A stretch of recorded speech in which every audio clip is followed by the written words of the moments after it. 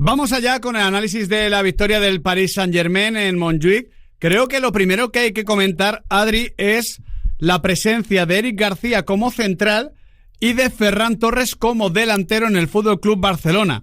Podía haber optado por Ronald Araujo y por Robert Lewandowski, pero optó por Eric y Ferran, que seguramente sean las opciones, independientemente del nivel y del estado de forma, que refuerzan un poquito más el planteamiento global, en el sentido de que Eric te ayuda en la salida de balón y en tirar la línea muy lejos y de forma muy acompasada, y Ferran te permite ser muy agresivo sin pelota y también ser muy aplicado en la presión. Sí, Eric fue el futbolista del Barça con más pases completados en el partido, tanto en corto como en largo. Estuvo muy preciso con la pelota en los pies en esa construcción del juego, y es verdad que Ferran te aporta ese colmillo a la hora de ir a apretar. Sabemos que al Paris Saint-Germain le faltaban los hombres de arriba, pero digamos que a nivel táctico nada cambiaba, mucha movilidad, faltaba evidentemente esa calidad para sacarte de la presión del Barça, sobre todo en la primera media hora. En todo caso, chicos, lo primero que pasa en el partido es una jugada de Lamine Yamal que creo que nos sirve a todos para situar el listón. A mí el partido me gustó en general, es verdad que al final se notó mucho el cansancio, pero durante 1 hora, 70 minutos, vimos a 22 futbolistas dar lo mejor de sí, dentro de cada uno de sus virtudes, defectos, limitaciones, etcétera. Y creo que todo empieza ahí, en esa acción de Lamine Yamal, donde después de lo que había pasado en la final de la Nations League ante Nuno Méndez, quiere marcar un poquito el territorio a su manera, hace una ruleta maravillosa, se va hasta dos veces de Nuno Méndez y dice, bueno, estamos en octubre, esto es la segunda jornada de la fase de liguilla, pero yo me lo voy a tomar como si fuese primavera y las semifinales de la Champions. Y así lo hizo, ¿no? Durante esos primeros 45 minutos vimos un Lamine Yamal muy incisivo, buscando esa zona interior también, siendo un futbolista súper difícil de controlar, tirando mucho con el exterior esos pases en profundidad que le generaban muchos problemas a la línea defensiva del Paris Saint-Germain, y fue ese futbolista que el Barça necesitaba en ese momento para meter al Paris Saint-Germain lo más atrás posible. Sí, a ver, es que al final empieza picado. Es que esto parece como muy básico, ¿no? Y muy de barra de bar, pero es así. Lo hablamos con las declaraciones de Arraf en la previa del partido. Hablaba de que Nuno Méndez es el mejor lateral del mundo, que ya ha demostrado poder parar a Lamine, y lo primero que intenta Lamine es marcharse no solo de Nuno Méndez, sino de los dos que le ayudan. Sí. Le salen a Lamine 4 regates de 7, 3 de ellos están concentrados en esa acción del primer partido.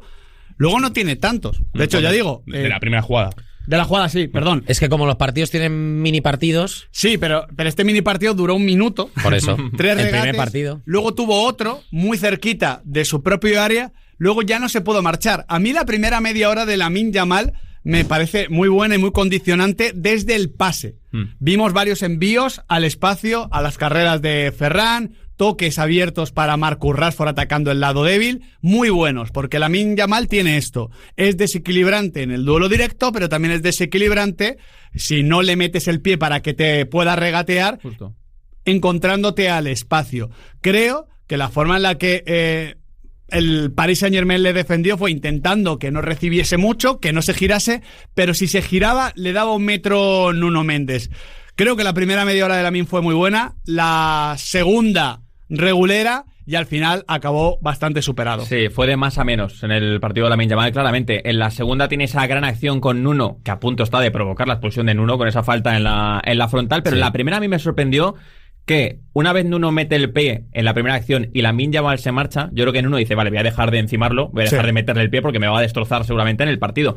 Que le diese tanto espacio, que le diese ese metro de más. De hecho, hay una indicación, lo comentaban ayer en la retransmisión de Movistar Liga de Campeones, que Luis Enrique le dice a Nuno, pégate a él, no le dejes ese espacio porque te va a meter el pase filtrado y te va a superar. Le decía que se pegase antes de recibir, porque una vez recibe es muy complicado. En todo caso, el impacto de Lamine estuvo concentrado en esa primera media hora, luego fue a menos. En esa primera media hora, a mí el Barça me gusta mucho. He leído muchas críticas al final del partido, incluso hablando de que te quedas muy corto. Bueno, sí, vas de más a menos, el Paris Saint-Germain te va ganando. Creo que es un partido igualado, que a los puntos quizás sí es superior el PSG. Las estadísticas son bastante igualadas. Básicamente son 12 disparos a 15, 47 posesión a 53, 1,27 goles esperados a 1,64. Bastante igualado todo. Creo que el Paris Saint-Germain te puede ganar no pasa nada. Pero es que además creo que el hecho de que el buen juego del Barça esté concentrado en la primera media hora hace que luego en el análisis como que se olvide, como que no conste, pero la primera media hora del Barça, el ritmo es del equipo de Flick. Impone su presión, aleja al Paris Saint-Germain, que no puede no imponer la suya, sino ni siquiera mostrarla. Pedri está muy cómodo, propicia errores incluso de Vitinha, como en la jugada del 1-0. O sea, la primera media hora del Barça me parece muy potente. Me parece muy llamativa la jugada de la pérdida de Vitinha, que creo que hace un toque de más. Ya le encima un poco Dani Olmo, aparece Ferran por detrás también para cerrarle, acaba recuperando la Miñamal para poder tirar la contra. Es un escenario que vimos en varias ocasiones. De hecho, Ferran tiene otra ocasión más también. Incluso en el arranque de la segunda parte también vimos aquella que saca a Raf debajo de palo, por una jugada por banda derecha. No solo da buena sensación el Barça en cuanto a la presión, sino que también está teniendo las ocasiones más claras del partido. Es que con pelota creo que ese concepto que, bueno, el Paris Saint-Germain también desarrolla muy bien. Ayer no se vio tanto porque no estaba Ousmane Dembélé, que desde la posición de punta lo activa permanentemente, pero el concepto del tercer hombre ayer hizo muchísimo daño al sistema defensivo del Paris Saint-Germain. Lo volvemos a explicar, ¿qué es el tercer hombre? Básicamente, el concepto es: quiero llegar a un futbolista, quiero que la pelota le llegue a un futbolista, pero no puedo darle un pase de directo, así que me voy a apoyar en un segundo hombre para que éste le haga llegar el balón ahí. Normalmente, ¿quién quieres que tenga la pelota en el Fútbol Club Barcelona? Lamine, pero para que tenga la pelota Lamine la tiene que tener normalmente antes Pedri. ¿Qué hacía el Fútbol Club Barcelona? Pues muchas veces desde fuera enviaba el balón a Dani Olmo o a Ferran Torres. Dani Olmo, Ferran Torres ganaban el apoyo. Ahí me faltó un puntito de agresividad de los centrales del Paris Saint-Germain, que salían pero no se imponían, y eso que Pacho estuvo bien. Ganaban el apoyo, hacían la descarga y ya estaba Pedri de cara. Y si Pedri está de cara como tercer hombre, significa que los rivales se han comenzado a desordenar y que Pedri encontraba a Lamine abierto o a Marcus Rashford ya atacando el espacio. En este sentido, lo venimos comentando, pero volvió a estar muy bien Ferran en los apoyos. Hay muchas veces que ni siquiera hace falta el tercer hombre porque tiene esa facilidad para hacer el apoyo y tirarte él directamente el desmarque para ser el receptor de ese pase al hueco. Creo que es un futbolista que le está dando muchísimo allá donde juega el Barça. Y luego esa conexión con el propio Marcus Rashford, que en esa primera media hora estuvo muy punzante desde el sector izquierdo, también siendo un jugador que le estiraba al equipo, que le permitía ganar metros, que le permitía también ganar en seguridad y sobre todo también en peligro al área del Paris Saint-Germain. Lo que pasa es que, sin querer quitar mérito a ninguno de los atacantes, creo que ellos estaban siendo todavía más peligrosos porque es que, insisto, Pedri y Frenkie tenían tiempo para jugar de cara. Y si el rival se expone, porque el Paris Saint-Germain se expone per se, hay espacios y Pedri y Frenkie tienen tiempo para pensar, pues están muy bien los desmarques de Ferran, de Rashford, que Lamine juega abierto, pero es que se simplifica todo. Para mí la clave era eso, que Pedri y Frenkie estaban jugando bastante sueltos en la primera media hora. Luego dejaron de hacerlo y de repente el Barça dejó de contragolpear, o más que de contragolpear, de atacar el espacio. Y se notó, sí. Yo estoy valorando mucho la personalidad con la que están jugando los dos. De Pedri lo sabíamos, pero Frenkie de Jong también está cargando con el equipo a las espaldas. De hecho, Frenkie tuvo varias acciones donde baja a recibir muy cerca de centrales y sale en conducción como a él le gusta, trayendo una presión de un futbolista rival y a partir de ahí liberando el juego con esa conducción para atraer otra marca más y dar un pase. Tengo aquí delante los datos y la distribución de los pases tanto de Frenkie de Jong como de Pedri. Es increíble porque los pases se concentran muchos en la primera media hora, luego hay un pequeño vacío después del primer gol del Barça, ataca de nuevo al final de la primera parte y al comienzo de la segunda, y desde el minuto 55-60 desaparecen los pases. Desaparece la presencia de Pedri y Frenkie de Jong porque el partido comienza a ser de Vitinha. Es que yo creo que está muy relacionado con que el Paris Saint-Germain cambia cómo ordena su centro del campo en el inicio de la segunda parte. Estamos hablando de un Frenkie de Jong que se metía entre centrales para darle salida al Barça. Lo que hace Luis Enrique con Vitinha es todo lo contrario. Está Ferran constantemente persiguiendo a Vitinha, impidiéndole participar. Lo voy a alejar de la base, voy a dejar la base para Faber y para Zaire Emery y bueno, a ver quién persigue a Vitinha. Vamos a plantear ese reto y a partir de ahí vimos a un Vitinha muy llegador que empezaba a construir ya cuando el Paris Saint-Germain conseguía salir de atrás. De hecho, en el mapa de pases del Paris Saint-Germain se ve como Fabián es el futbolista más retrasado, Zaire Emery, digamos, el más cercano, y el más adelantado es Vitinha. Antes de entrar en lo que es el tramo de superioridad del Paris Saint-Germain, que terminó siendo más amplio, dos detalles. Uno, Rashford en el lado débil, Alex, está comenzando a entender que para él la clave es hacer con poco, mucho. Es decir, menos es más. Esto que se lleva ahora mucho también en el marketing, en el diseño de marca, en muchas cosas en el mundo moderno, de simplificar.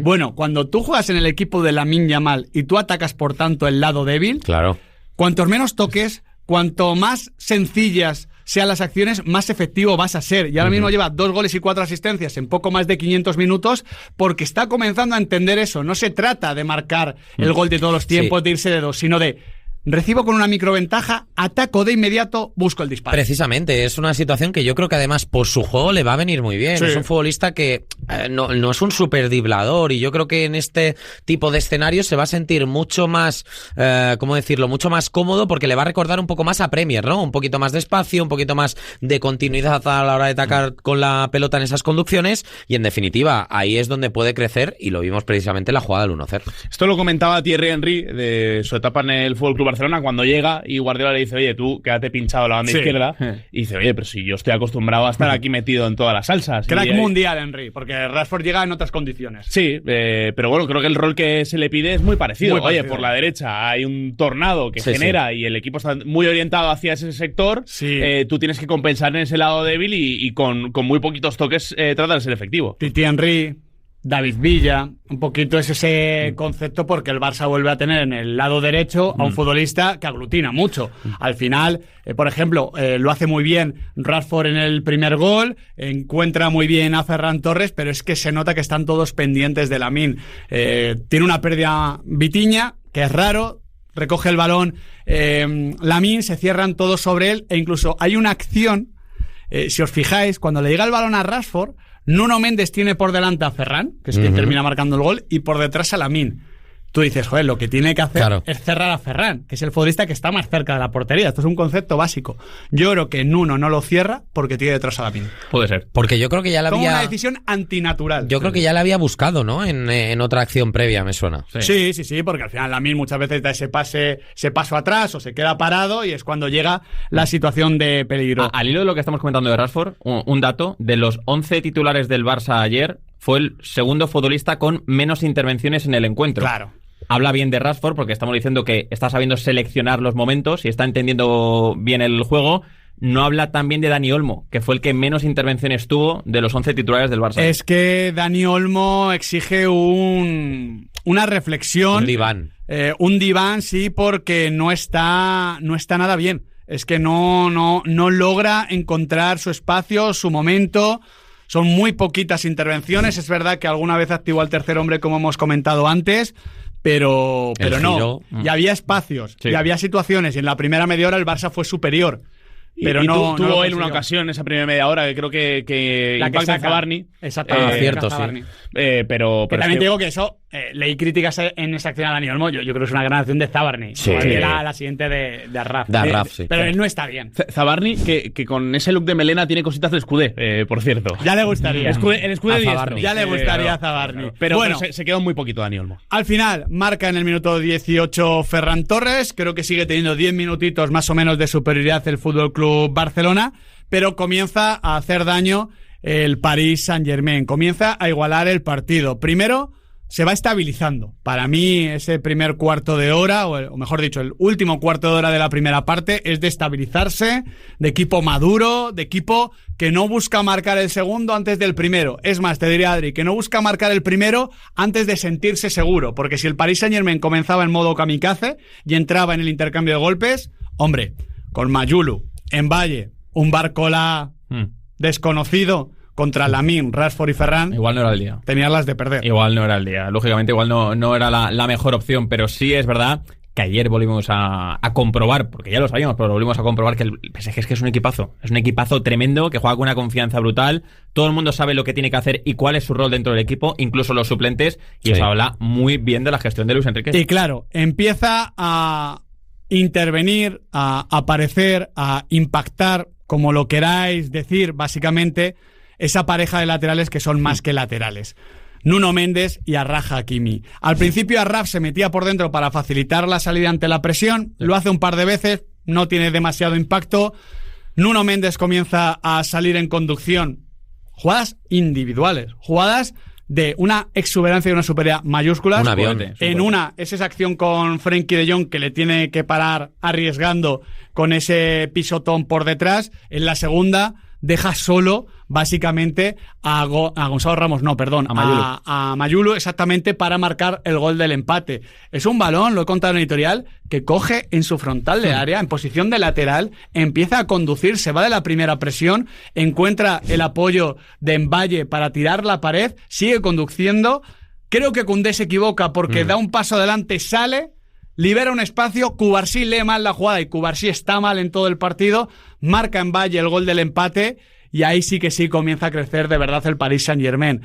Ajusta a Luis Enrique al descanso, cambia la salida y cambia la presión, el Paris Saint-Germain comienza a estar por encima, pero me parece relevante decir que antes de todo lo colectivo volvió a estar el tema de Nuno Méndez y Achraf Hakimi. Efectivamente, ¿no? En esos momentos en los que el Paris Saint-Germain pretendía ganar campo, pretendía ganar metros, pretendía también meter al Barça atrás, sabía que le podía costar un poquito más con esas recuperaciones que pretendía tener el Barça, pero una vez los laterales pudieron imponerse, una vez vimos también esa exuberancia física que demostró Nuno Méndez en muchas de esas jugadas, ahí el Paris Saint-Germain creció. Por cierto, 12 pases progresivos de Nuno Méndez, los que te acercan a 10 metros o más de la portería rival, y 5 conducciones progresivas. Es que son 2 cohetes, son 2 cañones. Además, a barbaridad. Funcionan de manera diferente, porque Nuno arranca siempre desde mucho más atrás, con esa exuberancia que tiene. Achraf juega mucho más suelto, parte desde una posición mucho más adelantada y te mata igual. El tema con ellos dos, al hilo del editorial que hacías hoy, es que son mucho más que 2 laterales, porque cuando los analizamos me ocurre lo que me ocurría con Rodri, que hablábamos del mejor mediocentro del mundo y llega ya un momento en el que tienes que decir que es uno de los mejores futbolistas del mundo. Claro. Con estos dos pasa igual, porque es injusto seguir encasillándolos como laterales, porque son mucho más que laterales, y es injusto con la posición de lateral. Es decir, el resto de laterales del mundo dirán, oye, no me compares con estos dos bichos. Es que es lo que decía Simeone, si yo estoy de acuerdo con lo que decía Simeone en aquella reflexión de, es que le pedimos a los laterales que cierren, que tengan calidad ofensiva, que desborden porque están pinchados solos en banda, que abarquen los 80 metros, que luego sean precisos con el pase y responsables a nivel táctico.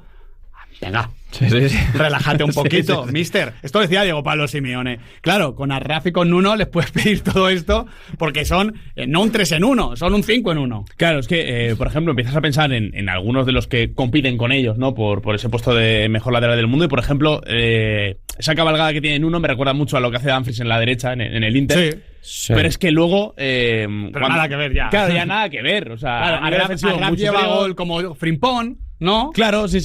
Pero es menos guadianesco.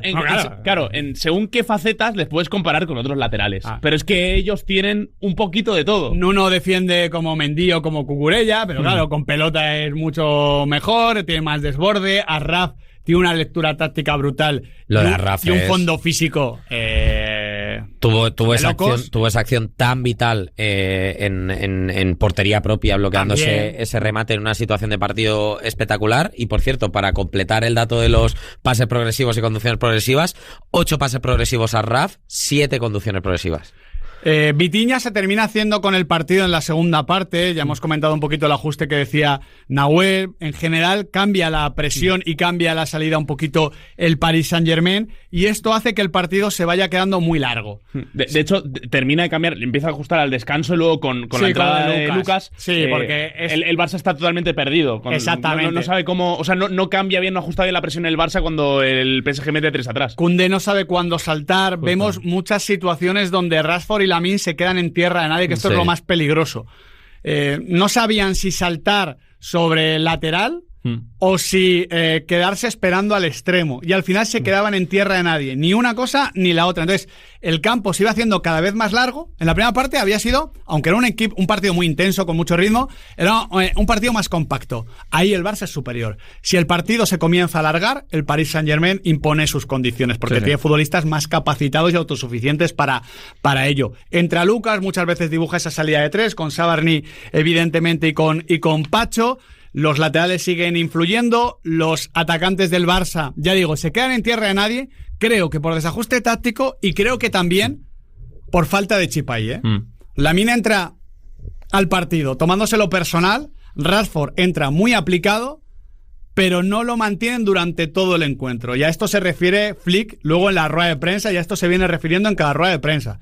El Barça no puede regatear la concentración ni los esfuerzos en ese sentido tirando la línea tan alta. Y también dijo lo de que se quedaron sin estructura precisamente en esa segunda parte, porque es lo que les terminó haciendo que, vamos, se deshacieran como un azucarillo. Claro, es verdad que al Paris Saint-Germain le faltaba talento arriba, o sea, le faltaba mucho. O sea, Barcolá, Mbaye, Mayulu aportaban lo que aportaban, pero aún así creo que generaban situaciones de peligro, y aquí hay que hablar del diferente rendimiento y comportamiento de los dos centrales del Barça. Muy bien, pero muy bien Eric García. Sobresaliente. Muy flojo Pau Cubarsí. Sí. Pau Cubarsí sale en varias fotos, queda muy expuesto en varias situaciones en las que no está bien. Por ejemplo, el gol del empate. En los dos goles, de hecho, yo creo. Un recorte delante y lo superan muy fácil. Y a Eric García ayer, además de lo que destacábamos en el arranque de análisis con balón, Eric ayer destacó en los duelos. Sí. Eric ayer estuvo muy contundente. Tuvo una acción en el área yendo al corte al suelo, que no sé con quién es, que va con una fuerza abajo tremenda. Es que ha crecido mucho. Imponiéndose, sí. Y habla muy bien de la confianza que tiene ahora mismo. Sí, me parece que es con Arraf. Me quiere sonar. Puede ser. Pero bueno, es que creo que además Eric tuvo el reto de jugar sin estructura, en el sentido de yo vi presiones de Koundé y de Cubarsí muy lejos de la línea, persiguiendo al hombre y no leyendo bien la situación, y no cambiando a tiempo o ajustando a tiempo, y todo eso lo acabó compensando un Eric que cada vez, como dice Adri, es más fiable en esas acciones de duelos. Es un reto de mucho nivel y es muy complicado saber cómo manejarlo, pero es verdad que, por ejemplo, al FC Barcelona le faltó más balón ahí, le faltó poder vivir un poquito con la pelota. Pedri comenzó a estar muy cansado. La entrada de Marc Casado no supuso nada. Estoy viendo un poquito lo que es el mapa de pases desde el minuto 70. Es que el 95% de los pases del Barça son en campo propio. Sí. No, pero es que, por ejemplo... No llega, no cruza la línea divisoria. Sin embargo, los del Paris Saint-Germain en ese tramo son por fuera, por dentro, en la frontal, en izquierda, en derecha. O sea, los últimos 20-25 minutos del partido, que yo creo que es lo que hace que las conclusiones del análisis sean muy extremistas para mal con el Barça. Pero es un tramo. Pero es verdad que en ese tramo el Paris Saint-Germain le pega un baile, porque además, aunque Luis Enrique diga que no, y que hicieron poca pretemporada, lo cual es totalmente cierto y le da más mérito, pero físicamente están como aviones. Los últimos 20-25 minutos es un baño muy también superiores. Ahí. De hecho, chicos, fijaos que eso que hablabas de los pases, primera parte, Barça intenta 270 pases, en la segunda 151, o sea que es que ya se ve una clara entrega, en este caso del partido a un Paris Saint-Germain que termina de girarlo. Al final, la primera media hora es del Barça, luego se iguala, termina siendo el partido del Paris Saint-Germain. Al principio está muy bien Pedri, luego está Vitinha. Hemos comenzado hablando de Lamine Yamal, pero luego hemos tenido que cambiar rápidamente a Nuno y a Raf, y encima en el carrusel de cambios, más allá de que marca Gonzalo Ramos, que no deja de ser algo más o menos anecdótico, sí que el cambio que tiene más impacto es parisino, que es Canilli. Sí, que entra muy bien al partido, que tiene esa acción del disparo al palo, entra y le da otra energía. Creo que al PSG le estaba faltando un poquito de chispa arriba para resolver un poco mejor, y entra muy bien al partido. Que marque Gonzalo Ramos es anecdótico, pero ojo a la acción. Os recomiendo un tuit de Ander Cotorro ayer, cuando Isi Palazón hablaba de la línea Flick. Ayer Gonzalo Ramos se queda completamente en fuera de juego y le da igual, porque el Paris Saint-Germain gana la acción por fuera con Arraf, y en cuanto se activa Raf en conducción, Gonzalo Ramos ya tiene una ventaja sobre los centrales. Mide muy bien la acción para rematar. Cuidado con esto, porque por ahí le pueden pillar un poco el truco al Barça de Flick. Incluso antes del pase de Raf como tal, es que el Paris Saint-Germain se puede permitir esto porque están Nuno Méndez y Raf, los dos pinchados como si fueran extremos. Son laterales y extremos en las dos jugadas. Es muy difícil de defender eso.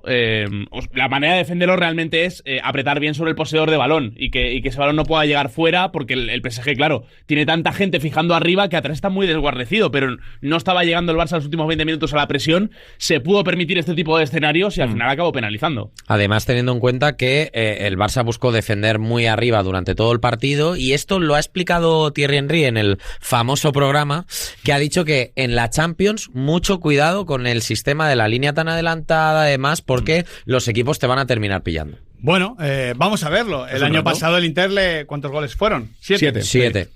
Pero yo creo que no hay que preocuparse. El Paris Saint-Germain fue mejor. Sí, es un muy buen equipo. Es el campeón de Europa, es el mejor equipo del mundo. Sin duda. Y además estuvo más acertado. Le faltaban futbolistas. Esto puede ser un agravante en el análisis, pero vamos a ver. estamos en octubre, segunda jornada de liguilla, el Barça hizo cosas bien, hay cosas que tiene que mejorar, que tiene que corregir, que tiene que trabajar para tratar de acercarse a un equipo que ahora mismo, incluso con bajas, es que juega de memoria.